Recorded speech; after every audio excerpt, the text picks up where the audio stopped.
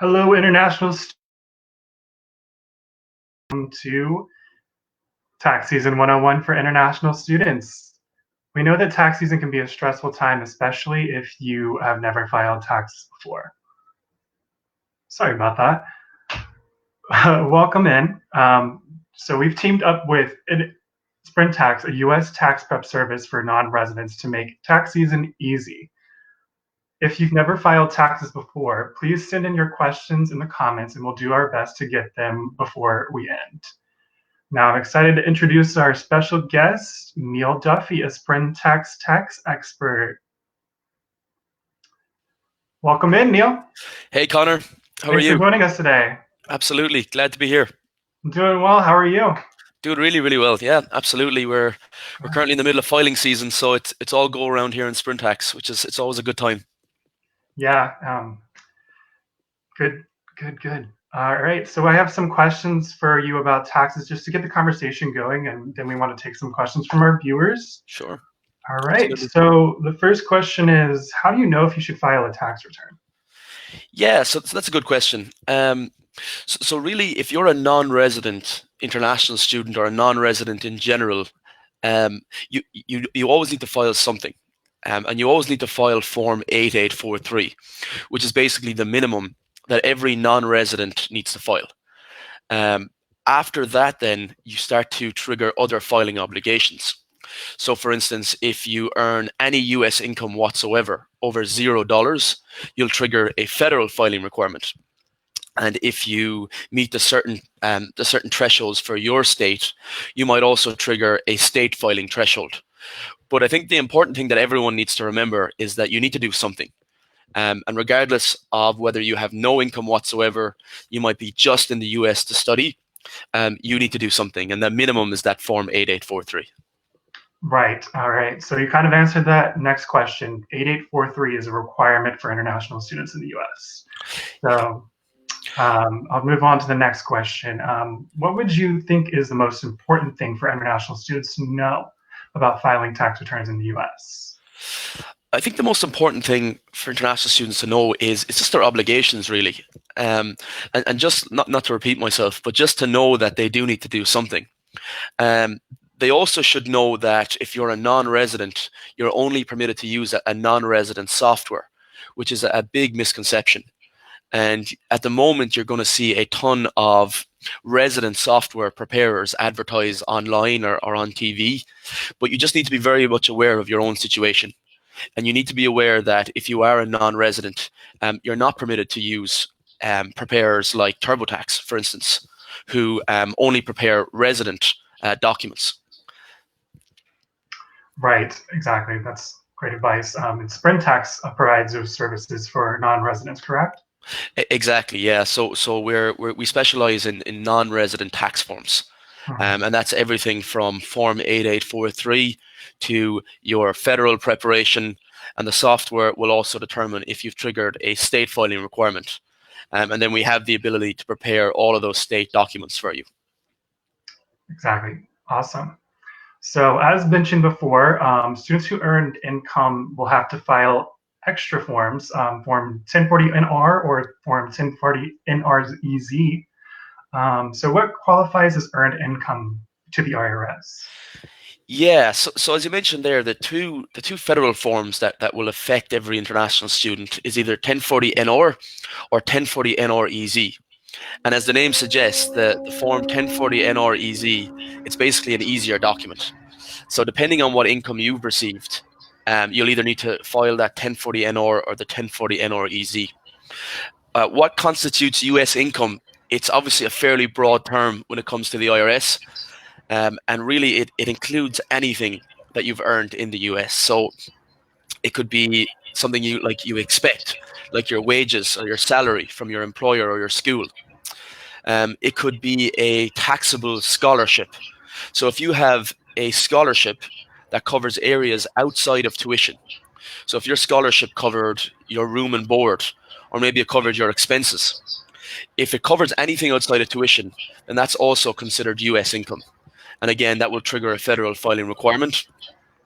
It could be anything from your apartment on Airbnb. if your apartment is on Airbnb for more than 14 nights, that will trigger a federal filing requirement. And then the last example is something quite obscure. If you gave blood and you got a $50 gift card or a $50 payment for that, or maybe you took part in a focus group and again you got paid for that, all of that is considered US income, and that will trigger a federal filing requirement at minimum. Okay, that's great information. So why is it so important for you to mail in your forms to the IRS on or before the deadline? It was April 15th, but in light of the COVID-19 pandemic, they've changed it to July 15th. Yeah, Um, yeah, exactly. So it looks like that deadline now is being pushed out. And obviously everybody has seen those updates with regards to the federal deadline being pushed out. Obviously, if you do trigger both a federal and state filing requirements, your forms are mailed to different offices. So your federal documents are always mailed to a different office than your state documents. Um, and not every state has published that the deadline for state documents has been pushed out. Now, we do expect that they will, and they will follow the federal precedent. But at the moment, we are keeping an eye on that. But absolutely, in terms of that federal filing deadline, that has now been pushed out to July the 15th. And we would obviously, it's really important to get your documents in for that deadline, because if you do file late, there might be fines or penalties, and if you don't file at all, that can accrue interest over time. So it's really, really important to do that. right. And I think you would probably agree, even though the tax deadline has been pushed back, it's good to go ahead and get those out of the way, right? Absolutely, yeah. I mean, we're encouraging everybody just to stick to the April the 15th deadline in your head and just get those documents out of the way. I think we all understand that getting your tax documents in, it's definitely a chore. So, most people will actually get a refund back from our statistics. I think roughly 71% who prepared their taxes last year with Sprintax received a refund. So it's nice to get that refund back as soon as possible and at least see if you are due something back.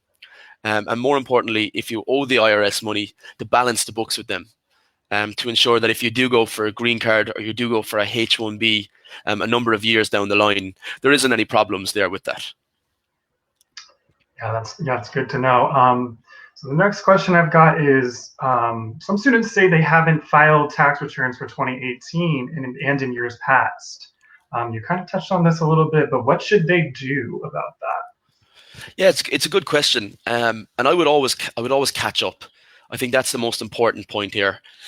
Even if it's just Form 8843, and not a lot of students know, or some students come to us every year and say that they weren't aware that Form 8843 had to be filed every year, even if they weren't working.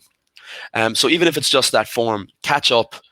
You can do so on the Sprintax website up to the last 3 years. And the IRS will actually provide you with a refund if you are due one up to the last 3 years. But obviously, if you do owe the IRS money, it's really, really important that you do balance the books with them, and you do ensure that there is no outstanding balance.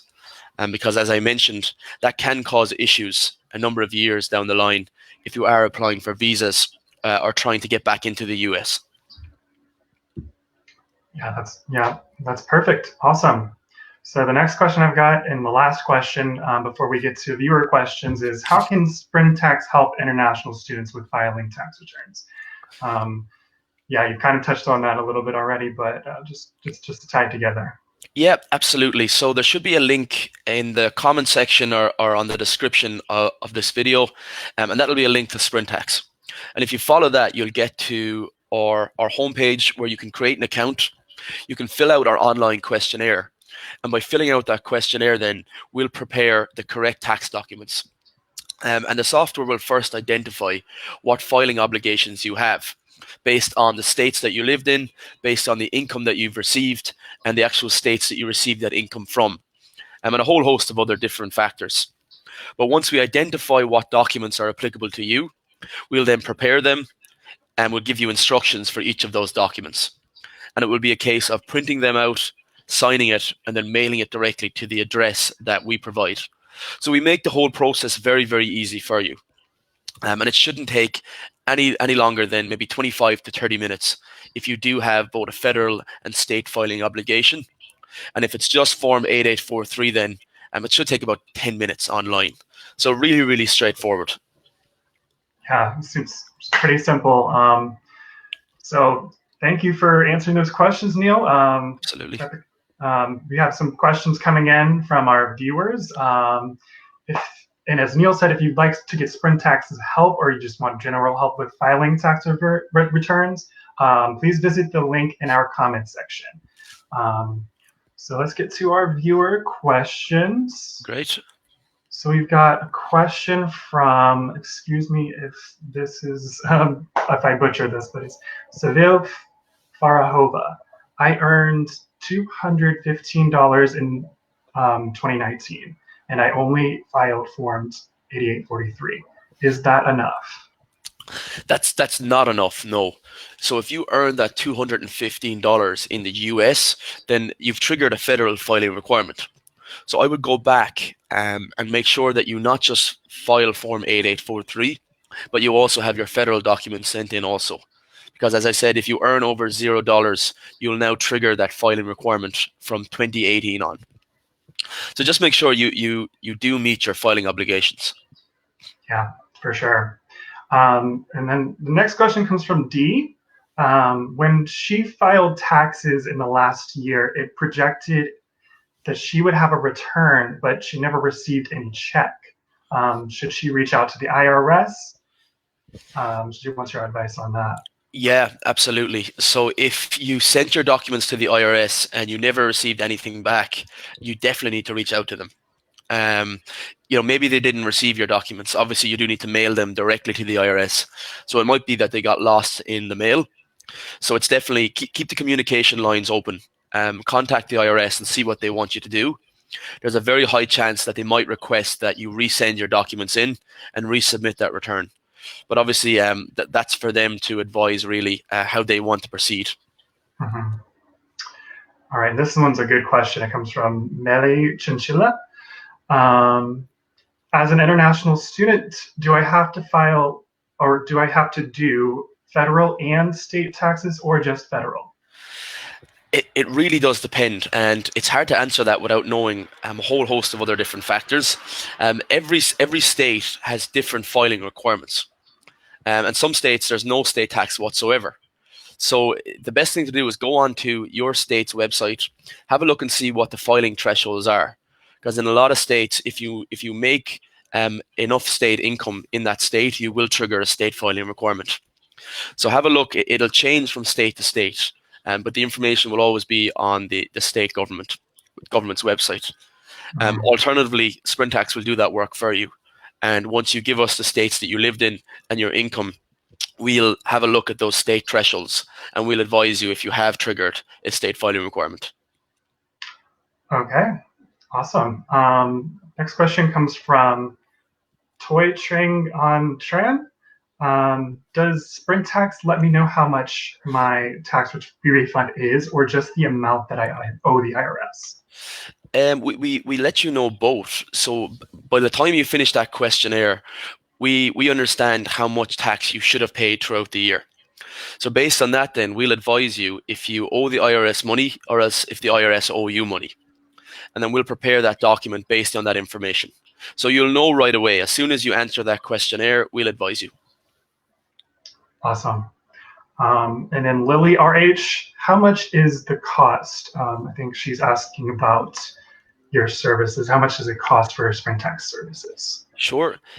So a federal preparation is $29.95. And then if you also need to do a state filing preparation, that will be an additional $29.95.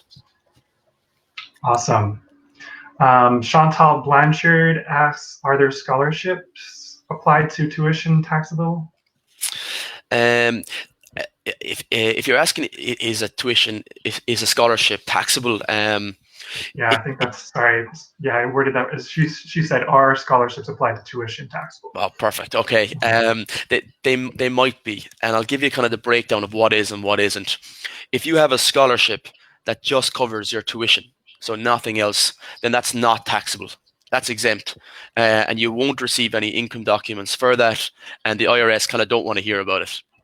But if you have a scholarship that covers areas outside of tuition, so if that scholarship started covering things like your books or perhaps your room and board, or like I said, your expenses, that's taxable. And essentially the IRS look at that, look at those factors outside of tuition, and they basically look at it the same as if it was a salary for an on-campus job or off-campus job. So if your scholarship covers areas outside of tuition, you should normally expect to receive an income document from your school. And typically that's a 1042-S, but it might change from school to school. And that's then the document that you can use when you're doing your tax return to ensure that the correct amount of tax has been withheld on that scholarship.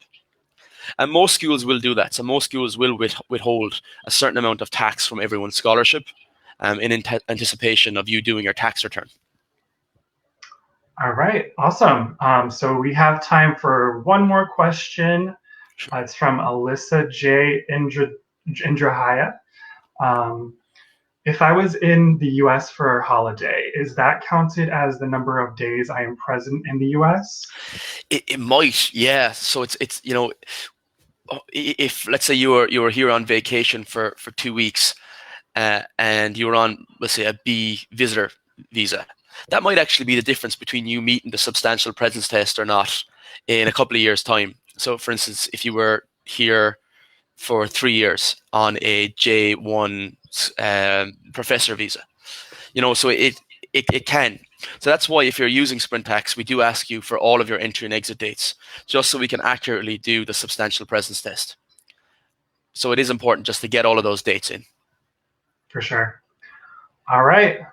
Well, that's all the time we have for this Facebook Live again. Thanks again, Neil, for joining, and a big thank you to all of our viewers for watching.